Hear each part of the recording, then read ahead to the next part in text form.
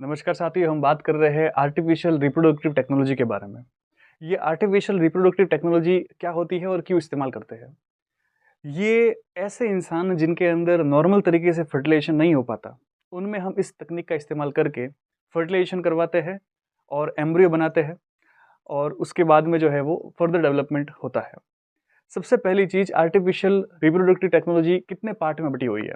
तो इसको मुख्य रूप से हम 2 भागों में बाँट लेते हैं। एक भाग होता है जिसको कहते हैं हम इन विट्रो फर्टिलाइजेशन, जिसको आईवीएफ बोला जाता है, और एक होता है जिसको बोलते हैं हम इन विवो फर्टिलाइजेशन। अब इन विट्रो फर्टिलाइजेशन का मतलब क्या है?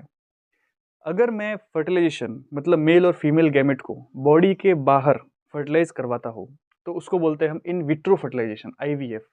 और अगर मैं बॉडी के अंदर इनसाइड बॉडी फर्टिलाइजेशन करवाता हूँ, तो उसको बोलते हैं इन विवो फर्टिलाइजेशन। पहले हम इन विट्रो फर्टिलाइजेशन की बात करते हैं। इन विट्रो फर्टिलाइजेशन के अंदर हम एम्ब्रियो या जाइगोट को ट्रांसफर करते हैं। सबसे पहली चीज, test tube baby. In vitro fertilisation के अंदर टेस्ट ट्यूब बेबी के अंदर क्या आता है? तो टेस्ट ट्यूब बेबी के अंदर हमने क्या किया, मेल और फीमेल गैमेट को टेस्ट ट्यूब के अंदर रखा और वहां फर्टिलाइजेशन करवा दिया। तो जो जाइगोट बनेगा या फिर जाइगोट के बाद में 8 सेल की स्टेज बन सकती है, इसको हमने फीमेल की बॉडी के अंदर फिर से ट्रांसफर कर दिया। तो फर्टिलाइजेशन करवाया बॉडी के बाहर, और फर्टिलाइजेशन के बाद में जो जाइगोट या 8 सेल स्टेज बनी उसको हमने किस में ट्रांसफर कर दिया? फीमेल बॉडी के अंदर। और फीमेल बॉडी में हमने कहाँ ट्रांसफर किया उसको? तो फेलोपियन ट्यूब के अंदर हम उसको ट्रांसफर करते हैं।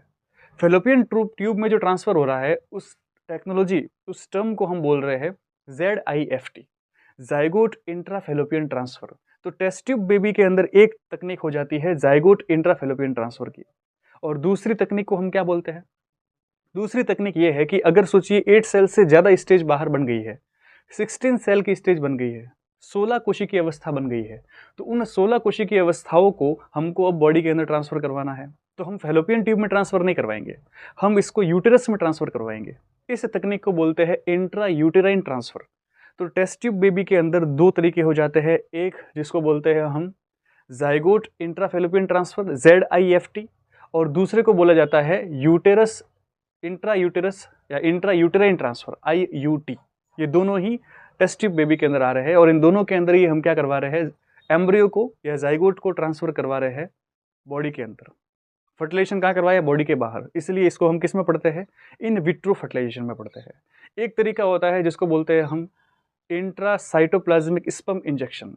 यदि सोचिए बॉडी के बाहर हमने एक एग सेल ले ली और उस एग सेल के अंदर हम स्पर्म को डायरेक्ट इंजेक्शन के थ्रू इंजेक्ट करवा रहे हैं। स्पर्म के अंदर इतनी कैपेसिटी नहीं है कि वो बॉडी के अंदर जा सके और एग को फेलोपियन ट्यूब में ट्रांसफर कर सके। ये तकनीक उस समय इस्तेमाल की जाती है कि हमने एग को बाहर ले लिया और स्पर्म को भी बाहर ले लिया, और एग के अंदर स्पर्म को इंजेक्शन के थ्रू हम क्या करवा रहे हैं? इंजेक्ट करवा रहे हैं। तो इस तकनीक को हम बोलेंगे इंट्रासाइटोप्लाज्मिक स्पर्म इंजेक्शन। हम एग के साइटोप्लाज्म में स्पर्म को इंजेक्ट कर रहे हैं, तो क्या तरीका हो जाएगा? Intracytoplasmic sperm injection. ये भी IVF के अंदर ही आती है, इसको भी हम IVF में ही पढ़ेंगे, और फिर उसके बाद में उसको ट्रांसफर कर देंगे। तो ये तरीका हो जाएगा IVF का। दूसरा तरीका होता है इन विवो फर्टिलाइजेशन। बॉडी के अंदर ही फर्टिलाइजेशन करवाना है। बॉडी के अंदर सारी कंडीशन जो है वो नॉर्मल है, लेकिन केवल या तो स्पर्म के अंदर मोडिलिटी की रेट कम है, स्पर्म गतिशील नहीं है, स्पर्म के अंदर योग्यतार्जन की कमी है, कैपेसिटेशन की कमी है। उस कंडीशन में हम क्या करेंगे कि डायरेक्ट या तो स्पर्म को या फिर हम ओवम को जो है वो बॉडी के अंदर ट्रांसफर करवाने का तरीका ढूंढते हैं, या बॉडी के अंदर फर्टिलाइजेशन करवाने का तरीका ढूंढते हैं। अब यहाँ कैसे होता है देखो, पहले हम इन विवो फर्टिलाइजेशन के अंदर मतलब बॉडी के अंदर ही फर्टिलाइजेशन करवाना है, तो उसको हम वापस से 2 तरीकों में बांट लेते हैं। अगर सोचिए मेल के स्पर्म में प्रॉब्लम है, मेल के स्पर्म के अंदर योग्यतार्जन की कमी है, या वो मोटाइल नहीं है, गतिशील नहीं है, तो ऐसी कंडीशन में हम मेल के स्पर्म को क्या करेंगे? बॉडी के अंदर, फीमेल की बॉडी के अंदर सीधा ही फेलोपियन ट्यूब में ट्रांसफर, आपके सीधा ही वेजाइना के अंदर ट्रांसफर कर देंगे। इसको बोलते हैं हम artificial insemination, AI। Artificial insemination का मतलब है स्पर्म को सीधा ही फीमेल की वेजाइना के अंदर ट्रांसफर कर दिया, या फिर हम स्पर्म को सीधा ही फीमेल की यूटेरस में ट्रांसफर कर देते हैं। उसको बोलते हैं हम इंट्रा यूटेराइन इंसेमिनेशन। ये होता है IUI।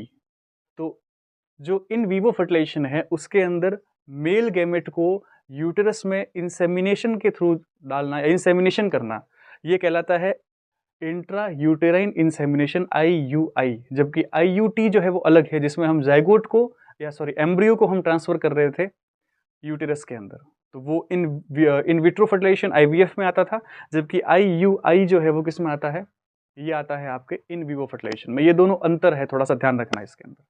अब दूसरी तरीका होता है कि फीमेल के एग के अंदर प्रॉब्लम है। सोचिए फीमेल का एग जो है वो अगर ओवरी से निकल रहा है तो वहाँ पर डैमेज हो जाता है, या ओवरी के बाहर निकल नहीं पा रहा है, तो ऐसी कंडीशन में डॉक्टर क्या करते हैं, फीमेल के एग को ओवरी से कलेक्ट करते हैं और उसको किसके साथ रख देते हैं, स्पर्म के साथ में, और फिर दोनों को ही हम कहाँ सीधा इम्प्लांट कर देंगे, हम सीधा ही उसको फेलोपियन ट्यूब में डाल देते हैं। तो ऐसी कंडीशन में हम फर्टिलाइजेशन तो बॉडी के अंदर करवा रहे हैं, लेकिन कलेक्ट पहले हमने कर लिया, फिर उसके बाद में वापस ट्रांसफर कर रहे हैं। तो इस तकनीक को बोलते हैं GIFT। GIFT का मतलब होता है गैमेट इंट्राफेलोपियन ट्रांसफर।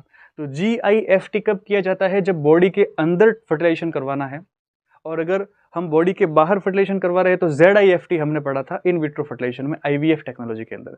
तो दोनों कंफ्यूजन वाला है ZIFT और GIFT। तो GIFT का मतलब क्या है कि आपने ओवरी से एग को कलेक्ट किया, आपने स्पर्म को कलेक्ट किया, और दोनों को जो है वो एक इंजेक्शन में रखा, और उसके बाद में फिर फेलोपियन में ट्रांसफ़र करवा दिया, और फर्टिलाइजेशन वहाँ करवाया है फेलोपियन ट्यूब के अंदर, बॉडी के अंदर। इसीलिए इस तकनीक को हम इन विवो फर्टिलाइजेशन टेक्नोलॉजी में पढ़ते हैं, क्योंकि फर्टिलाइजेशन बॉडी के अंदर करवा रहे हैं। जबकि जो ZIFT होती है, इसके अंदर हम फर्टिलाइजेशन बॉडी के बाहर करवाते हैं, और एम्ब्रियो बनने के बाद में फिर उसको ट्रांसफ़र करवाते हैं, या जाइगोट बनने के बाद में उसको ट्रांसफ़र करवाते हैं। तो उसका नाम हो जाता है जाइगोट इंट्राफेलोपियन ट्रांसफ़र, और ये होता है गैमेट इंट्राफेलोपियन ट्रांसफ़र। तो दोनों में अंतर है। ये नॉर्मल से कुछ मेथड है जो ज़्यादा क्वेश्चन में पूछे जाते हैं, एग्जाम में पूछे जाते हैं, इनके ऊपर ज़्यादा क्वेश्चन बनते हैं, और वाइवा के अंदर खास करके ये इंपॉर्टेंट होता है। इन टर्म्स को पूछते हैं, जैसे ZIFT और GIFT में क्या डिफरेंस है, ठीक है, आपके IUT और IUI में क्या डिफरेंस है, इन विवो फर्टिलाइजेशन और इन विट्रो फर्टिलाइजेशन किसको बोलते हैं। तो मेरे ख्याल से आपको समझ में आ गया होगा कि ये आर्टिफिशियल रिप्रोडक्टिव टेक्नोलॉजी कौन सी होती है और कैसे